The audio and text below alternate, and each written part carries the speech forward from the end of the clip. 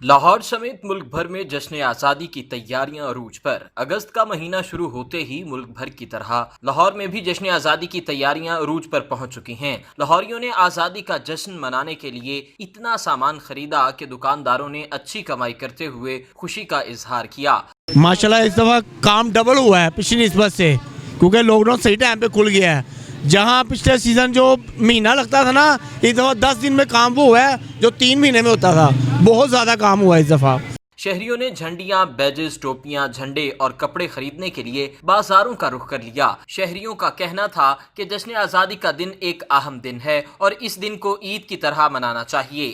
کہ یہ دن ہمارے لیے اتنا معتبر دن ہے جس طرح ہمارے لیے عید الاضحیٰ، عید الفطر، عید میلاد مصطفیٰ صلی اللہ علیہ وسلم ہو، کیونکہ اس کو ہم عید جیسا ہی مناتے ہیں۔ صدر موتی بازار محمد اجاز نے جشن آزادی کے موقع پر نیک خواہشات کا اظہار کیا۔